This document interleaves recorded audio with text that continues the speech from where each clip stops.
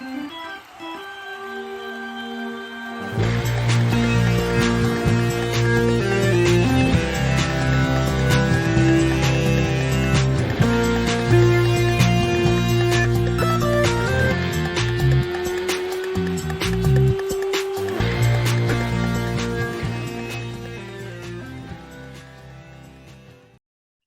and gentlemen, welcome back to episode 90 of Chatter from the Cheap Seats. My name is Jack Feldman. I am here alongside my co-host Sandy Krimpstein. First time in a while, we are both here together at the same time recording a podcast, but better late than never. Sammy, how you doing, my friend? I'm doing very well. I'm excited to be back recording. It's probably been a good 3 months since we've been here doing this together. So I'm excited to be back. It has been a junior year. Don't sleep on junior year, people. That's all I'm gonna say. That's the main reason, for me at least, why it's been tough to find time to record. I'm sure Jack, the same goes for you. I mean, it's just a lot of stuff going on junior year, classes and SATs and all that stuff. But it's spring break, got some time, so I'm here ready to talk some sports because I found time in increments to watch sports. I've been following my Cubbies, of course, watching some baseball over spring break. So basketball, NBA playoffs on my TV as we speak. Getting started today. So I'm excited to talk some sports because it's been a while, man. How are you doing? It's been a while. How are you doing, Jack? It's been a while. I'm doing good. I'm doing real good, man. I'm going to the Yankees-Orioles game tonight. Just a brutal loss for the Yankees last night. We'll get into that a little bit later. Maybe we will, maybe we won't. Hopefully not, because I don't want to have to talk about that again. That was just Chapman walk-off walk. That was brutal. Not good. But excited to go to the game tonight. And let's kick it off, Sammy. What do you want to talk about first? You know what I want to talk about first, Jack? What? I want to talk about the Yankees-Orioles game last night first. I don't want to talk about that. Let's do it. You know what? Sometimes, Jack, you just gotta stick the knife in the wound. You just gotta end your misery sometimes. Here's what I will say. Anybody that's blaming this game on Aroldis Chapman just doesn't know what they're talking about. He was put in with one out in the 11th inning, facing Cedric Mullins, one of the best hitters in the league, struck him out, and then proceeded to throw 2 strikes to the next batter that were called balls and ended up walking him after really throwing 4 strikes in that at-bat.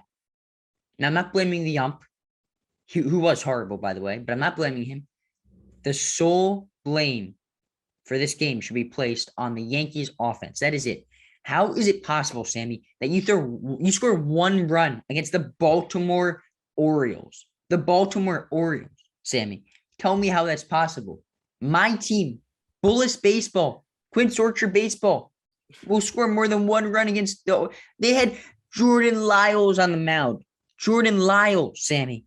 If your name is Jordan Lyles, you're just not a good pitcher per the rules of baseball. Wow. That's just how it works. That's how it works. I'm sorry, Jordan Lyles. I'm not trying to be mean. That's just how it works. Sammy, those are the rules. If you're facing a pitcher named Jordan Lyles, you have to put up more than 1 run. That's just how it works. Here's what I'll say. You got to hit better than that. I mean, I guess I don't really have too much to add. I think there is part of the blame that has to go not to Chapman, but to the bullpen. And it's tough though because Yankees bullpen has been the best bullpen in baseball. They've been incredible. So I don't really think you can blame the bullpen. Yeah, yes, the bullpen does blow that game, and I think Chapman, he had the outing the other day where he walked 4 straight guys or 3 straight guys. And then he comes out and he does a good job. He strikes out Mullins, but with Chapman, he just seems a little bit afraid of his fastball. Because on that 3-2 count, Chapman, who's a fastball guy, he's been in his entire career. And what do you give him? You give him a slider. He misses his spot drastically. And I'm I'm agreeing with you. It wasn't Chapman's fault that game, but he was a pitch away from giving the offense another chance to go out there and get some runs. But instead of going to his pitch that has worked for 6-7 years, his fastball, he goes to his slider. He's not feeling confident with that fastball, and that is a little worrisome. But at the end of the day, you're right. You're facing Jordan Lyles, an Orioles pitching staff, and a bullpen that, I mean, they literally had to move the fence back to try and give him a chance this year at Camden Yards. They're really bad. And yeah, you're going to have your off nights, but you can't score one run. I mean, you just can't, especially in a division rival. You can't do that. I mean, 3-4 runs should not be too difficult if you're the Yankees. I now, mean, I'm not so gonna much money put into overreact, that lineup. Sammy. I'm not going to overreact to this game. Like, Yankee fans are acting like it's the end of the world. In reality, it's like, what, 8 games into the season? It's April 16th. Like, if let's win the next 2 games of the series, and then who cares? But on the other side of the coin, these games against the Orioles are just as important as games against the Rays and the games against the Blue Jays, because the winner of the AL East is going to be the team that can beat the Orioles the most, the team that can beat up on the Orioles. That's just a fact. That's how it works. So frustrating loss, but back at it tonight. I will be in the building, Camden Yards. Very excited about that. And I'm sure. Yes. Let's just go around the horn, Sammy, around the league. Let's pick a division, any division. I'm going to go with a division that I think is very interesting. I'm sure you think it's very interesting too, Jack. And I'm curious what you think. The NL East, because here's a division where I think there are 4 teams that are legit, but I'm sure you can make an argument that there are 5 teams that division that have somewhat of a chance to get in the playoffs, especially with the expanded postseason. So, Jack, what are your thoughts? Right now, the Mets are looking like the team, but, it's April. But, the Mets, they're looking legit right now in that division. But what are your thoughts overall in that NL East? Sammy, I disagree with you a little bit here. I think the Mets are going to run away with this division. I really do. I think the only playoff teams in this division are the Mets and the Braves. I do not think the Phillies are going to make the playoffs. I think their outfield is just a horrendous. I mean, they have to mash, man. Kyle Schwarber, Bryce Harper, and Castellanos. Like, that's just defensively, that is comical. So I'm not a huge fan of what the Phillies are doing, the makeup of their team. The Braves, I think, will be a playoff team, but I think the Mets are going to win the division. We've seen DeGrom goes down. They just have so much depth in their pitching staff. Tyler Meagle, who we'll get to a little bit later in the show, has been lights out for them. And they're just all around. Their bullpen is really good. Their lineup is really good. Their rotation is really good. They're just a solid team. I agree. I think this is the year where the Mets, I don't think it's a runaway by any stretch, by any definition of the word, but I think they put together finally a club where it's like, because I feel like the past 3-4 years, even every year, it's like the Mets, they finally put together this team and then they disappoint. And then it's like a cycle. They finally put together a team and then the same thing happens again. I think that this year is different because it's not just they brought in a few stars here and there. They have depth. They have the stars that they brought in, but, they brought in a lot of good arms. And that's huge because the scary thing was going to be if a lot was going to have to ride on DeGrom and Scherzer being healthy.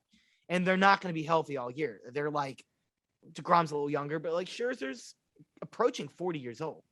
So health is no guarantee for either of those guys. They needed that pitching depth, and they got it. Tyler McGill, the rookie, he's having a very nice start to his tenure as a Met. I'm liking what I'm seeing from him. Chris Bassett, Carlos Carrasco.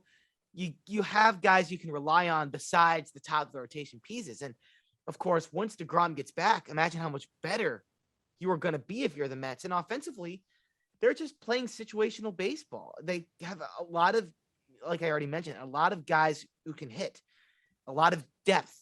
And that's what I keep thinking of when it comes to the Mets, that these other NL East teams just can't really compare. A team, though, Jack, that I do want to mention is being slept on We kind of forgot about them. The Marlins. This might be a little bit of a hot take here, but I think they're going to be the second place team in this division. I think they're going to finish above the flaming Braves. hot take. My God. I think they're going to be above the Braves. I think they're going to be above the Phillies. Yeah. They have the main thing when it comes to the Marlins is obviously going to be the pitching. And it blows any of these teams out of the water. I think they have more depth than even the Mets do. The top of the rotation pieces aren't quite there, but they have like 6 or 7 guys that, when healthy, you can rely on to be rotation pieces. And the Mets can say that maybe. None of the other teams in that division can even come close to that. And these are guys that are ascending, guys that are just now hitting their primes. So the potential there with that starting rotation is unbelievable. Sandy Alcantara, who's gotten off to a nice start. Pablo Lopez, who's been early on one of the best pitchers in baseball. Luzardo, who had a rough year last year, right? But I think he's finding his form again. A lefty in that rotation is going to be ridiculous. Another lefty, Trevor Rogers, and Sixto Sanchez. His injury situation is, TBA. We'll see what happens. But if you can throw him back in maybe July, August, wow. I mean, those are 5 great pitchers, and offensively, they're not too bad either. They brought in some good guys, Soler. They brought in Avisail Garcia, who's a bat I liked from the Brewers last year. Joey Wendell, who is a great defender as well as a solid hitter. This is a pretty well-rounded team. I didn't even talk about Jazz Chisholm, who is so fun to watch. But, they remind me a lot of the Brewers last year, this Marlins team. They could have a great rotation and enough bats in that lineup that can keep them going and keep them in ball games.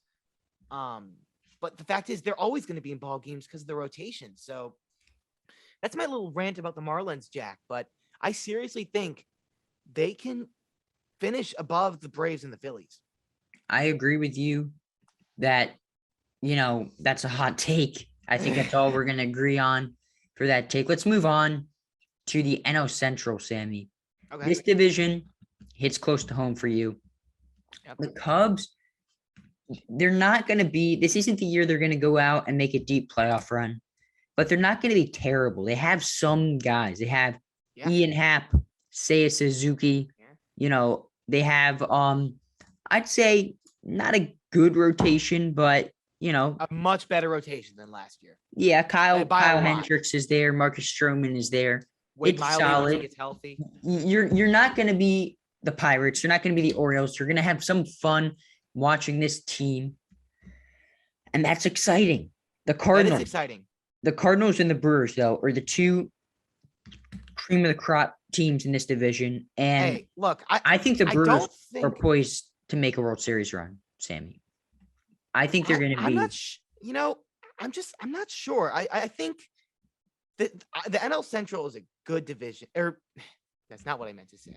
The NL Central is probably the worst division in baseball. It's a division. It's not a good division. It's a division. I don't know why I said that, Jack. But I would say the AL Central is still the worst. I have a very, I think it's not too far though, and for that reason, I don't think you can go giving this division to anybody. Don't even throw the Cubs out there. I mean, the Cubs have a much better rotation last year, and they have some guys who've been getting it done on the offensive side so far. And I just, it's tough to put any team over these other teams because I think lineup wise, the Cardinals have the advantage, but their rotation has question marks outside of Miles Michaelis and Adam Wainwright. I don't really know who to rely on, and that could really hurt them, especially late in the year if some of those guys end up going down. The Brewers, they have the 3-headed monster, but if 1 or 2 of those guys isn't quite as great as they were last year, which is very possible, it's hard to replicate that from last year. They don't have the offensive firepower that they did last year. I'm not counting on Yelich to really bounce back. He's just had a rough go of things since 2019. So, it's just, I'm not saying that the Brewers are bad. And I think they can make a deep playoff run if those three pitchers get back to where they were last year. But as we've seen, the Cubs won that opening series against the Brewers. And it was because they got to those pitchers. They got to Woodruff. They got to Freddie Peralta. Burns pitched all right, but they were able to stay in that game and they won that game. So at the end of the day, it's like, I think the Brewers are probably the favorites, but they're definitely the favorites. They're my favorites, Sammy. I think this team could make a deep playoff run. Like I said, I think this team can win a World Series, Sammy. That's how far I'm going to go. Because look at this, man. I was thinking about their rotation: Woodruff, Burns, Peralta, Hauser, Smalls, Lord. Like that's wait. The top three is good. Yeah. But then it takes a huge hit. Hauser had a good year last year. A solid he's been four. A very solid four. Inconsistent. He's a solid four, but nothing that blows your mind out. And like if he can put up like a mid-4s ERA for you, that's all you need. Eat some innings. Like when you have those three guys at the top of your rotation and you have one of the best bullpens in baseball, led by Josh Hader and Devin Williams, that's all you need. Luis Urias is a guy that I think can have a breakout year. Willie Adames is really good. Colton Wong is another guy that we've seen. He's a dude. He can do it for a full season. Hunter Renfroe had like an 8-something OPS last year. Like his OPS was over 800. Like, oh no, he's a good player, dude. He's a good player. I think the offense isn't quite where it was last year because Hunter Renfroe, I love that addition. That was really nice for the Brewers. They needed that. At the end of the day, he's a little bit improved version of Avisal Garcia from last year. So they're really kind of just replacing. And there's other guys you mentioned. I like him, and we see them hitting stretches, but those are defense first guys. Those are guys who have in the field for their glove. So all I'm saying is when you go into a playoff series and you have to face Corbin Burns in game 1, Brandon Woodruff in game 2, and Freddie Peralta in game 3, good luck. I'm not disagreeing with that, but my point of view is if one of those guys, it's possible two of those guys have like mid-3s ERA or like even approaching 4, like still be solid, but that's not the same. And then all of a sudden you go from the best rotation in baseball to a solid rotation, but they need to be the best rotation in baseball to be a good team because the Cardinals are there. They have a good lineup. The Cubs are there. They're a pretty well-rounded team. I think the Brewers are the favorites, and if you could get good performances out of those 3 top starting pitchers, they will easily win this division. But I'm just saying there's no guarantees. That's true. There's never Woodruff and Peralta have ERAs above 7 early, but signs of what maybe could be to come. Who knows? Okay, Sammy, NL West. This is a fun division. This is a fun division. It's a very fun division. Who do you think? Gun to your head is winning this division. Oh, gun to my head. There's no. The Dodgers are the. That is shocking. That is shocking. The Dodgers. Hot take. Flaming hot take. But seriously, it's just really tough, even when it comes to making a World Series pick, to mention any other team but the Dodgers. When Absolutely. You look at it on paper, they've been the best team in baseball for years at this point. Well, and they keep getting better. It's unbelievable. There is one storyline that I'm interested in because I think with the other teams, we know the Diamondbacks are going to be bad. We know the Rockies are going to be bad. We know the Dodgers are going to be good. The 2 teams that are interesting are the Giants and the Padres. Yes. Giants were unbelievable last season. Was it a fluke year or can they do it again? They developed pitching really well. It's interesting to see how they're going to fare. And the Padres, they've had a lot of hype, but they haven't really been able to put it together for a full season. So I want to hear your thoughts on those 2 specific teams. I don't think either of those teams are going anywhere fast. I think those are 2 really solid teams. Looking how the early part of the season has been going, the Giants could be, I'm not going to say just as good because I don't think they're going to win over 100 games again. That was crazy. But I think they can be a mid-90s win team again. By the looks of this rotation, Logan Webb and Carlos Rodon, that could be the best 1-2 punch in baseball this year. Those are 2 guys who could go out and win the Cy Young Award in my eyes. It's really good pitching. They have solid guys in the back of that rotation, which is huge. Which is, I was talking about the Brewers. The Brewers don't have that as much. The Giants do. DeSclafani, who's been pretty solid. Alex Wood, he's a dependable arm. I've liked him a lot. And then they have a good bullpen as well. Camilo Doval. I mean, I was watching him the other day. He is filthy. I mean, might be one of the filthiest arms in baseball. The pitching is a force to be reckoned with for the Giants and the Padres too. I feel like there was so much hype about the Padres, right, heading into last year, and it kind of went away because it was disappointing. But I think if they can hold their own until Tatis gets back, they'll be able to finish second place in this division over the Giants. And honestly, I think they will be able to hold their own. Because, Jack, I'm thinking they have a lot of depth at shortstop right now. You have a lot of guys that they can kind of rotate through. C.J. Abrams, one of the top prospects in baseball, he's been the number one guy at shortstop. Ha-Seong Kim, who had a down year last year, but was a beast in Korea. And don't forget about Jerickson Profar, who, if you need to, he was a top prospect at shortstop. He's kind of a utility man now, but you can throw him in there. They have a lot of guys that can fill in for Tatis, that can rotate in until he gets back. And if they can stay above the 500 mark, stay solid until Tatis gets back, and I think they can, this rotation is looking pretty good as well. I mean, at the end of the day, these are just two good teams. And I think the Padres I'd put above the Giants if they can bide the time until Tatis gets back. But I mean, this is probably the best division in baseball still. I'd agree with that. Actually, I would not agree with that. I think the best division in baseball is the AL East. And let's get into it, Sammy, right now. Let's get into it. AL East. This, my friend, is the best division in baseball.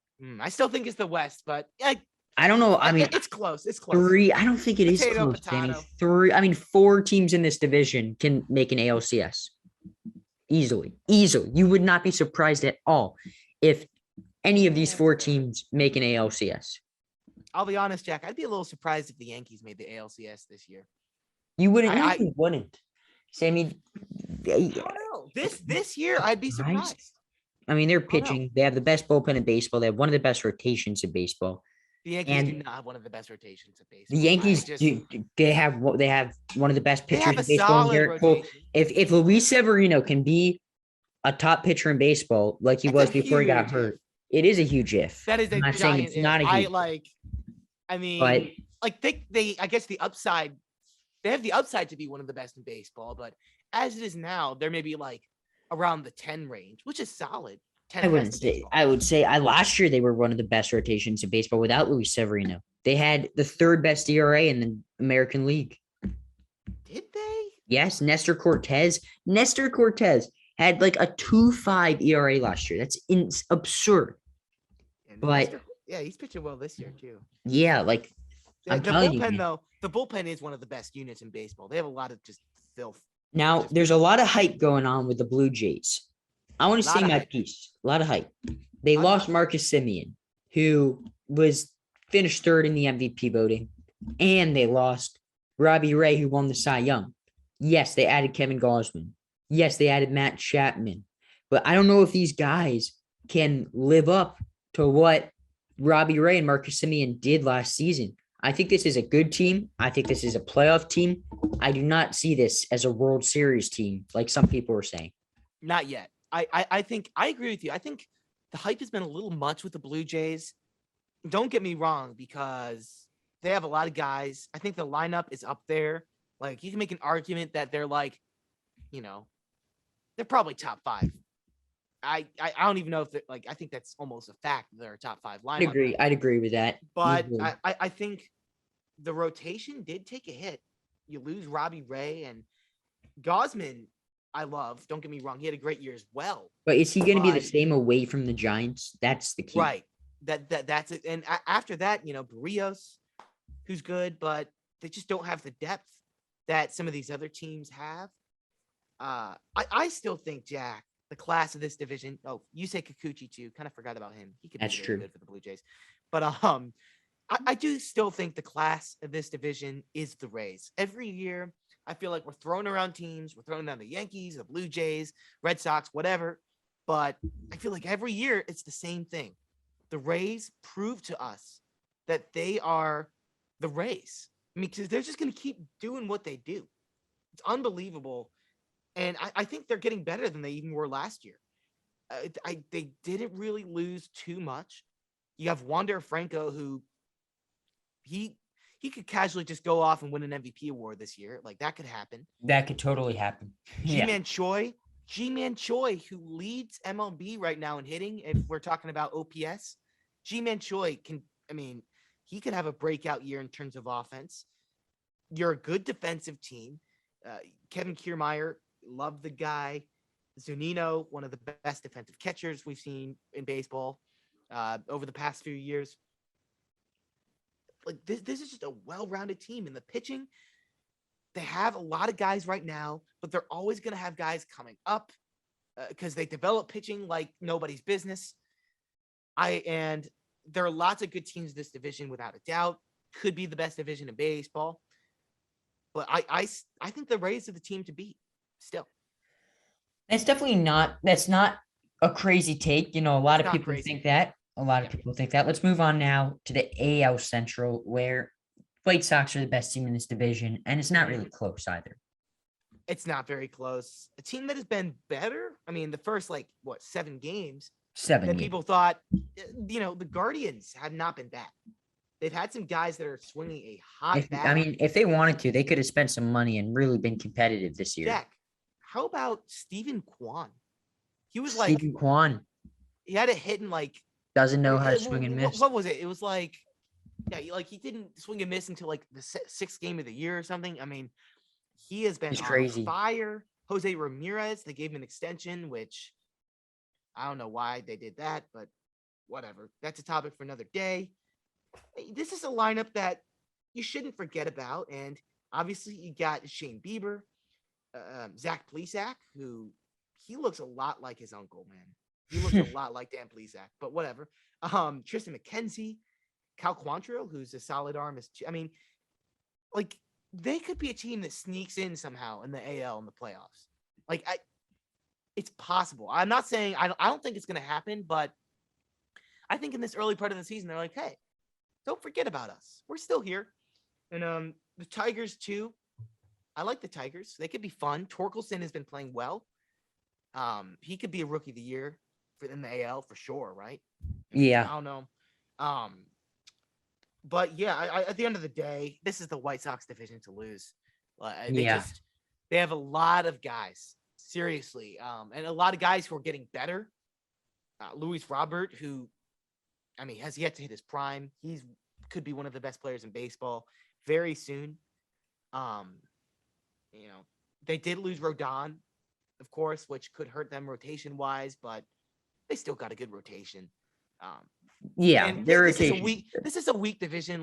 You don't need to have class at every level of your game to win this division. You have to be solid all the way around, and the White Sox definitely are. They're a top team, and it's going to be interesting to see what kind of damage they can do in the playoffs. But let's move on now to the final division, the AL West. Mm-hmm. This is an interesting division because I look at this division, I see the Mariners as a team that a lot of people are talking about.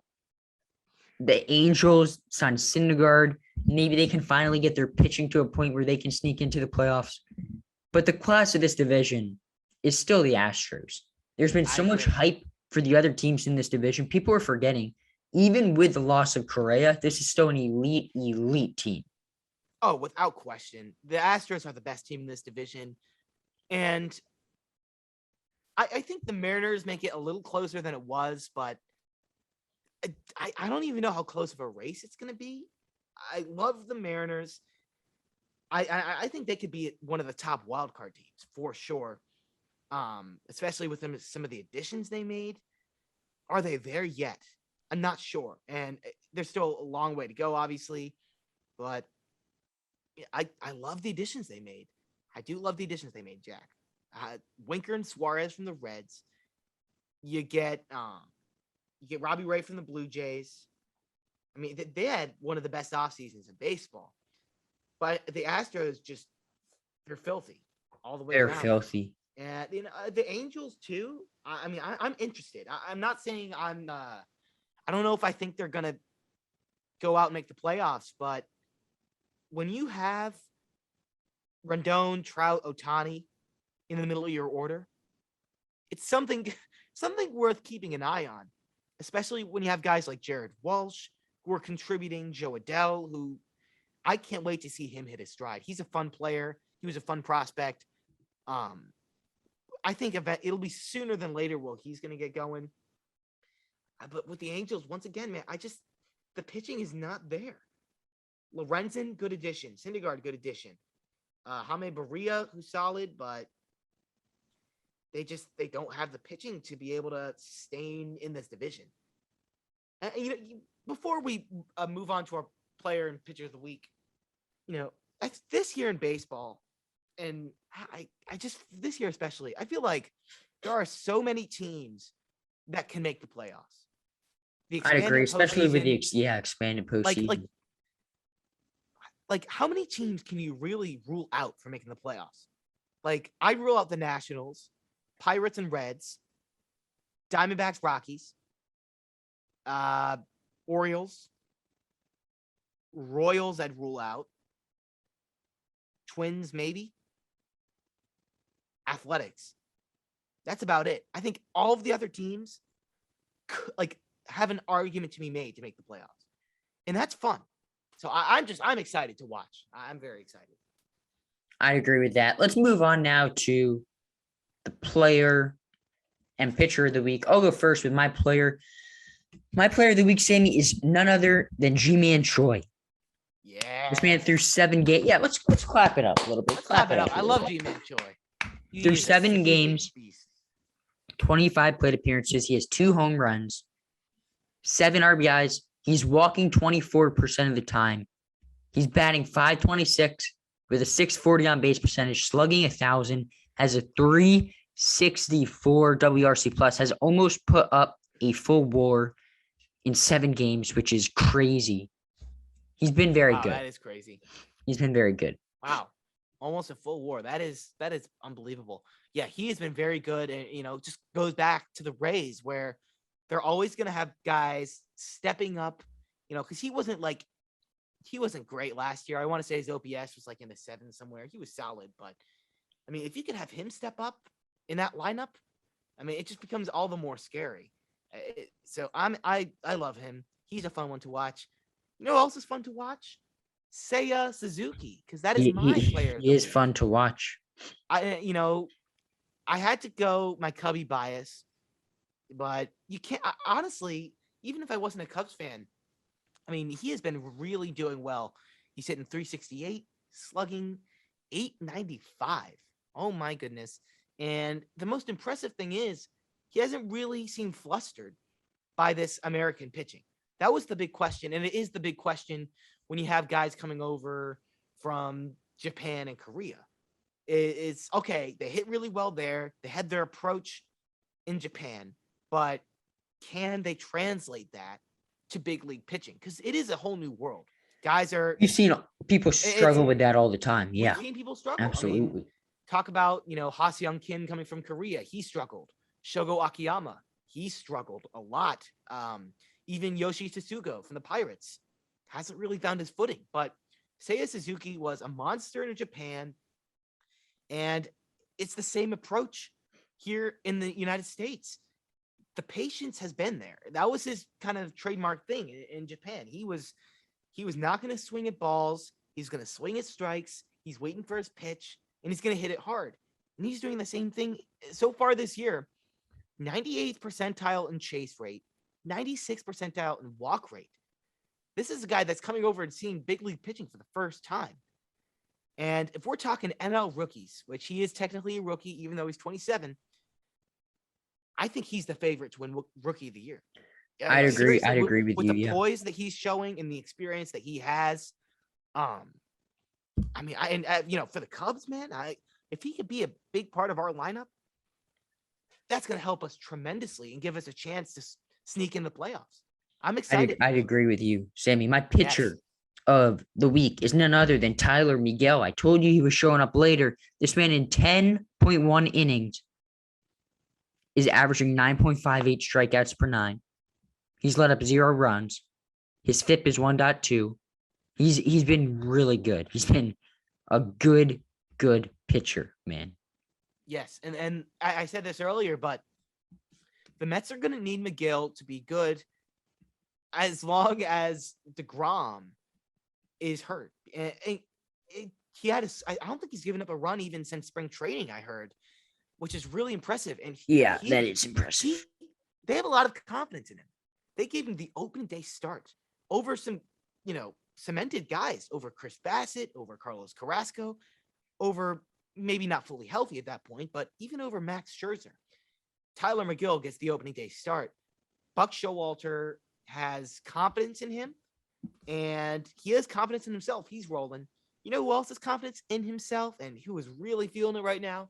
Who? My pitcher of the week, Carlos Rodon. Rodon. He has had 2 outings so far, and they have both been spectacular.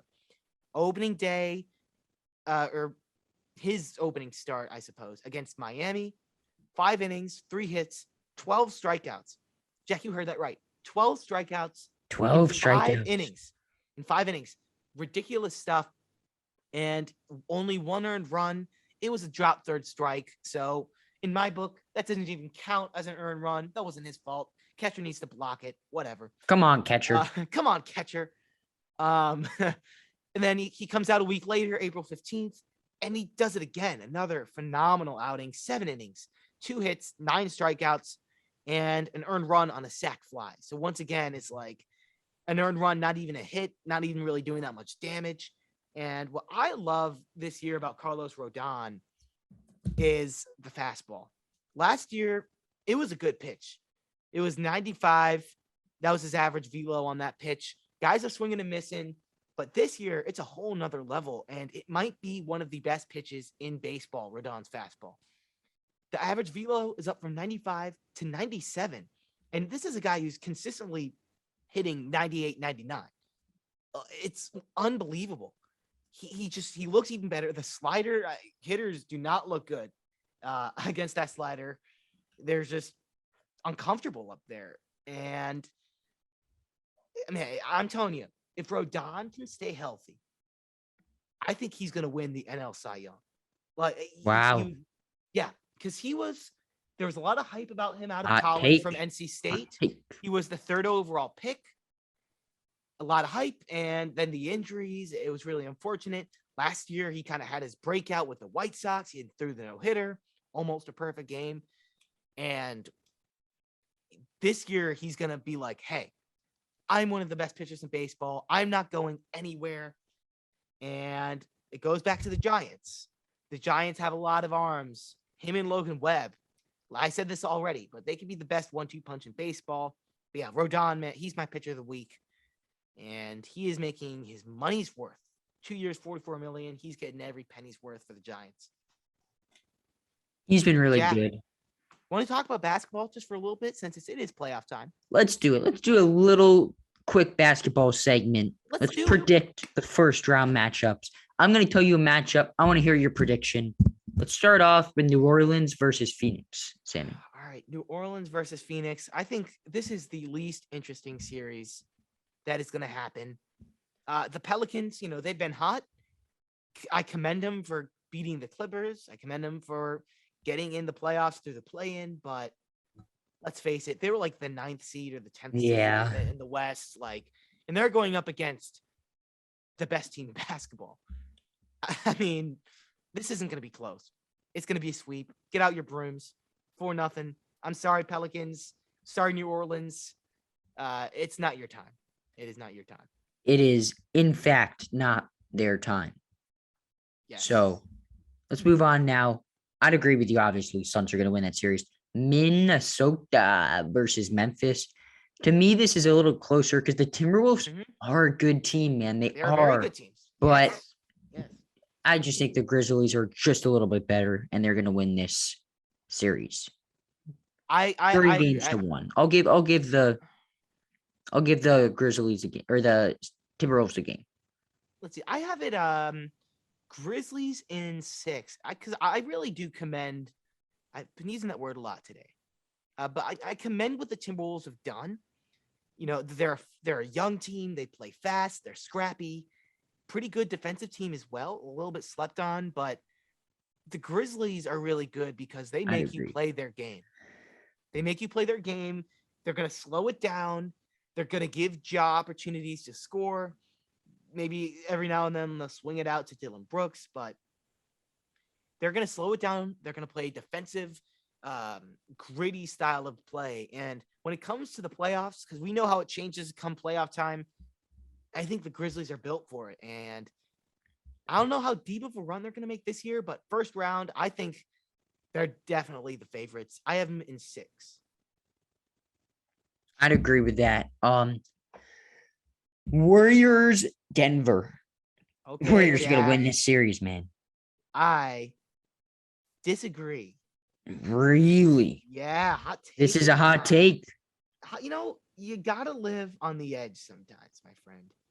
Sometimes in my March Madness bracket, I don't remember, the 16 seed that was playing Kansas. I picked them to beat Kansas in the first round. Sometimes you win, sometimes you lose. I lost that one bad, but it's okay. It's okay. Sometimes you got to take risks. You got to take a loss, Sammy. You got to take a loss. Sometimes you got to take risks, and I like the Nuggets, man. I really do. And I think it's really hard to match up with Jokic. And I think that's what it's going to come down to. I just don't think that the Warriors are going to match up with him. When you look at the Warriors right now, you have James Wiseman, who's out for the season. And that is huge. James Wiseman goes down, and that's a guy who I'm like, all right, maybe he's able to match up with Jokic, keep him in check a little bit. But they don't even have him. Besides that, they don't have the big guys that are going to be able to do it. Draymond Green, great defensively, but can he keep him in check? We'll see. And yeah, the Warriors have been there, done that. I love the team, but I think the matchup issues are going to be an issue. And the Nuggets have more guys than they did last year in the playoffs. Aaron Gordon, who's really good. Will Barton, who I love. Monte Morris, who's been having a nice little year. Michael Porter Jr., who popped off in the playoffs last year. You know, he did. People are forgetting. Really yeah, he really did. People forget about that. People do forget about Michael Porter Jr., but I think the Nuggets can win this one. I have them in 7. It's going to be a close one. I'd agree. Let's 7. Let's bang out a couple quick here. Utah versus the Mavericks. I think the Jazz are going to win this series. I just don't think Luka Doncic in the playoffs has not been a great recipe. Well, and that's if he gets back. He went down a few days ago, and that's huge. I think if Luka gets back in a reasonable amount of time, I think that gives the Mavericks a chance to win the series. Absolutely. But without Luka, the Mavericks just aren't the same because he opens up that offense in so many ways. I'm assuming that Luka's going to stay injured. Therefore, Jazz in 5. Yeah, I'd say Jazz in 5. Heat versus Atlanta. Who you have in this series? Samuel. This is a more interesting series. The Heat have been really good. They've been really good. I'm taking the Heat, of course, because they're the number one team. I do have it going to 7 games, though. The Hawks in the playoffs are fun. We can't forget about what they did last year. Yeah. Trae Young is a killer. We're all aware of what they did last year. Jack, you suffered that firsthand. You know, he silenced that rowdy New York crowd last year, and he does that all the time. It's a very interesting series for that reason. But the Heat, I mean, they're a team built for the playoffs. They really are. So I'm winning this series in 7 games, though. Absolutely. Next up, we got Boston versus Brooklyn. This is a lot of people think the Celtics are going to win this series. I'm going to take the Nets. I'm not going to bet against KD. I'm not betting against KD. I'm not doing it, Sammy. Don't bet against. Not happening. Don't bet against Kevin Durant. Not happening. I think the Celtics, they just got flaming hot at the end of the year, And that definitely goes to their advantage. Don't get me wrong. But I think the Nets might perform best when the pressure is not on them. And I feel like the past 3 years, past 2-3 years, the pressure has been all on the Nets. And it's not there anymore. They're the underdog in this series. They're the 7 seed facing the 2 seed. I think the pressure is on the Celtics a little more for that reason. And I think the Nets can use that to their advantage. I have them in, what do I have? 6. Nets in 6. Mm-hmm. Yeah, I'd agree with that. Sammy, we have 2 more games. Let's talk next about Philadelphia versus the Raptors. Who you have winning this one, my friend? This is a tough one for me. This is going to be a good series. I have the 76ers winning it, though.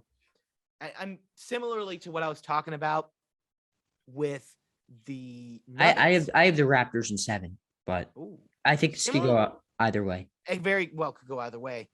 I think similarly to what I was talking about with the Nuggets, I think Embiid, especially this year, he has been ridiculous. Scoring title, right? He's the best player in the series. He's the best. I mean, you could argue he's the best player in basketball right now. But he's just so hard to match up with. I mean, having that big, and I'm gonna have the same conversation talking about the Bucks. Having that big who can just do it all, it makes you hard to beat in the playoffs. It really does, because it doesn't just give them opportunities to score, but it opens up the offense for everyone. So, I mean, I think Harden could go off. I think Embiid's going to go off. And the Raptors are a good defensive team. They're going to keep it close, but I think it's going to be tough for them to play 48 minutes. Sammy, I saved this for last on purpose because it is close to your heart. Milwaukee versus the Chicago Bulls. Yeah. Milwaukee is going to crush their soul, Sammy. It's not even going to be a close series. I'm a little scared of that. And, man, I miss those days back in January when the Bulls were the top of the East. They were one of the best defensive teams, one of the best offensive teams. They were just having a great old time. Those days are gone, my friend. Lonzo Ball has been hurt. Caruso's had his fair share of injuries. And they just have not been able to find that rhythm. I mean, they're probably the coldest team heading into these playoffs. That's not where you want to be. And I think they really got unlucky. The Bucks are I'd rather play any other team in the playoffs, maybe except for Phoenix, than the Bucks. Yeah. Me too. They're poised, they're well coached. They have Giannis. They also have other guys who can do it in the playoffs they're the defending champs, for God's sakes. I'm going to give the Bulls a game because I love them and I think they're a good team, but I think this past few months for the Bulls has shown us that it's not their time yet. They still are a few pieces away from being a true contender. But as a Bulls fan, in my heart, I have hope. I have hope for this series. I think what they really need to do, if they could get Giannis to the line a lot, as opposed to letting him just, I know this kind of sounds backwards, but if they could get him to the line as opposed to letting him just drive the lane every time, that's where they give themselves a chance, because we know Giannis is a free throw shooter, better this year, but still no guarantees. Still no guarantees. And Sammy, what a fantastic episode back. Just a great time. I enjoyed talking sports with you. Any last words before we go? No. Another fun episode as always, but another fun episode as always. Yes, but yeah, a fun one. Hope you guys liked it. That's all I gotta say. Glad to be back. Woo. Glad to be back.